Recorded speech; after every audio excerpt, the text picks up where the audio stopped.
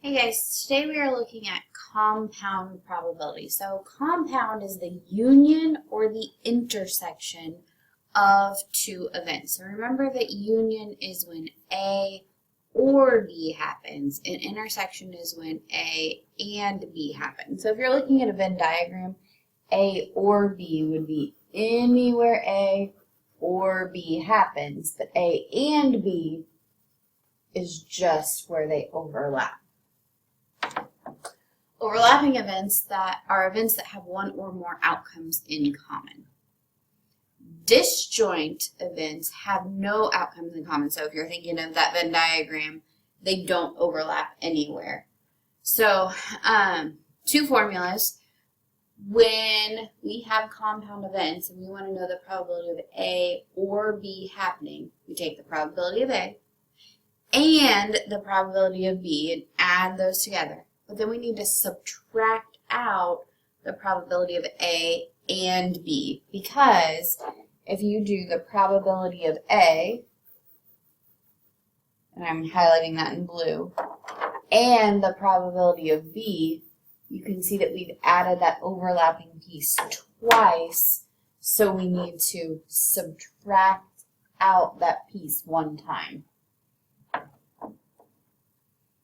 So, but if you have a disjoint event, you'll notice that we don't have anything overlapping, so we don't have to subtract out the probability of A and B, because the probability of A and B happening is 0.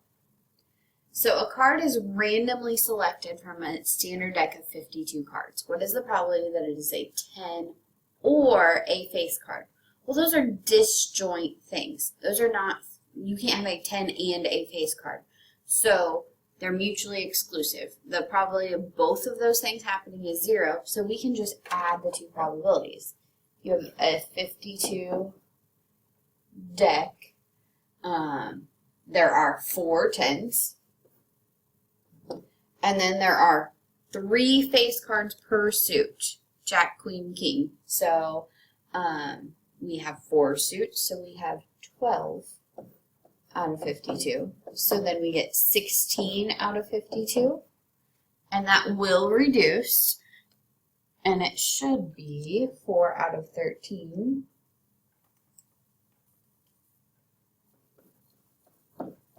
And you can find the decimal approximation if that's what it is asking for. Okay, a card is randomly selected from a standard deck of 52 cards. What is the probability that it is a face card or a spade? So face cards, we said we have 12 of those.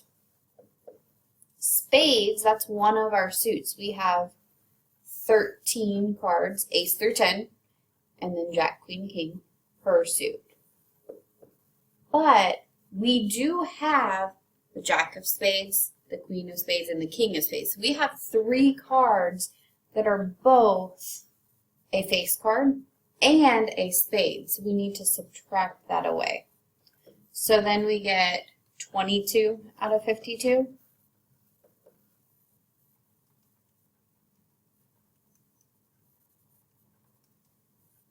And that will reduce to 11 out of 26.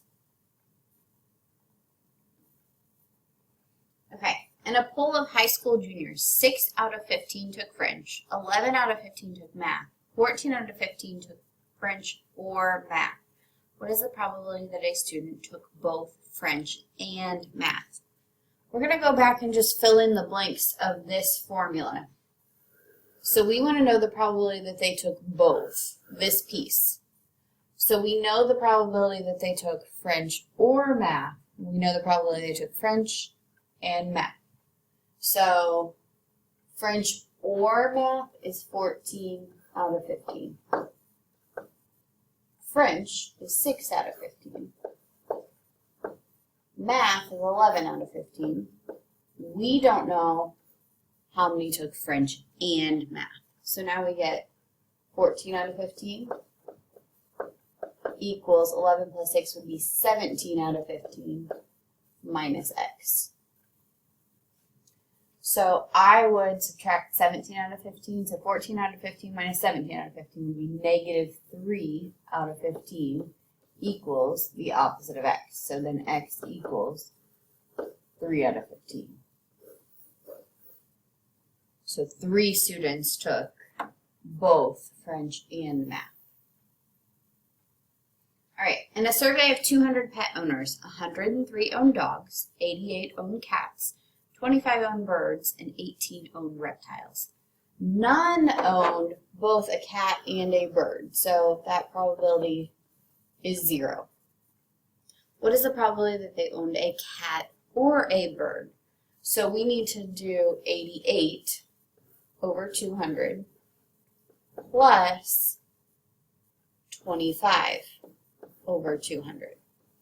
And then we don't need to subtract off anything because nobody owned both. We get 113 out of 200, which does not reduce, so that's our answer. 52 owned cat and dog. What is the probability they owned a cat or a dog? So cat is 88. Dog is 103. We need to take away the 52 that they both owned to find the probability of cat or dog. So we get 139 out of 200, which does not reduce. Okay, 119 owned a dog or a reptile. What is the probability that they owned a dog and a reptile? So we know the answer. We know 119 over 200 is equal to dog is 103 over 200 plus reptile is 18 over 200. We don't know the and. So 103 plus 18 is 121.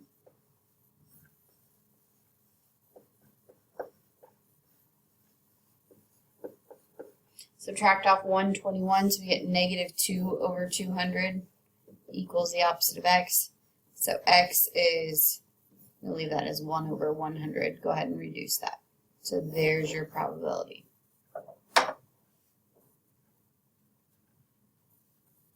Okay. The complement of an event. So we refer to that as A prime. That's all of the outcomes that are not in A.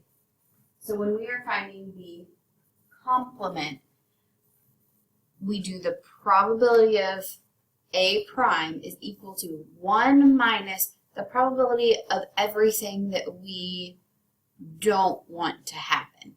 Because 1 is 100%. That's the total that we have. So if we're drawing a card, what is the probability that the card is not a king? Well, we know the probability that the card is a king, that there are 4 kings out of 52 cards. So we can do 1 minus 4 out of 52, and we get 48 out of 52, or 12 out of 13 when we reduce. So what is the probability that the card is not an ace or a jack? Well, or tells us to add, so we're going to do 1 minus, we know that there are 4 aces, and there are 4 jacks. When we're subtracting all of those, so minus 4 minus 4. So we get 44 out of 52, or 11 out of 13.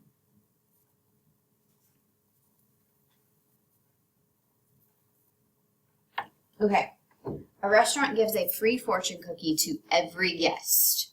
The restaurant claims there are 500 different messages hidden inside the fortune cookie. What is the probability that a group of 5 people will receive at least 2 fortune cookies with the same message inside? All right, so we're going to use the complement here to help us, because if we want at least, we want to know the probability that at least 2 receive the same message, then let's find the probability that no one receives the same message.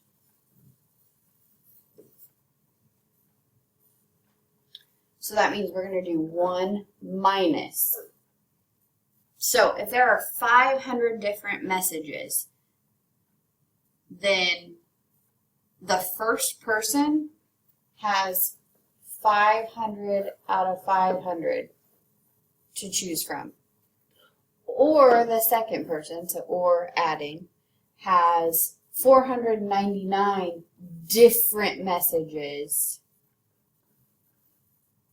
out of 500. Sorry, we're not doing or. We're doing and, so we should multiply.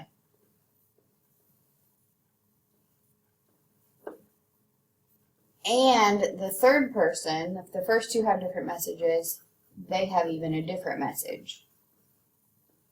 And the fourth person, and the fifth person. So we have 1 minus this whole thing. Go ahead and type all that into your calculator. And we get approximately 0.020 if I round that. That's our chance. So about 2% that 2 people do receive the same message, that at least 2 receive the same message. Because we figured out what happens, or the probability of no one receiving the same message. This one's very similar. 3 prizes are being drawn at a raffle contest. 157 tickets are sold. After each prize is called, the winning ticket is returned to the box and is eligible to be picked for another prize. What is the probability that at least one of the tickets is drawn twice? So I want you to try this one on your own before I go through it. Notice that there are 3 prizes being drawn. So go ahead and pause the video here and try it. So we're going to do the same thing we did before. We're going to do all of the options, the 100% take away that none of the tickets are drawn twice. So that means for the first set of tickets, we got a 157 out of 157 chance that it's a different ticket because there's only one. Now, since we've drawn 1 ticket, we have 156 out of 157 chance. And then for the third ticket, it's 155 out of 157. So go ahead and put that in your calculator.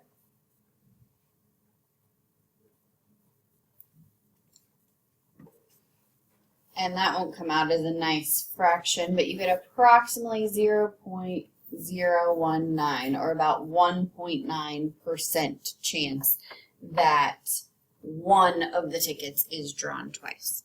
All right, guys, that's all I have for you today. If you have any questions, please come in and see me. Otherwise, I will see you in class.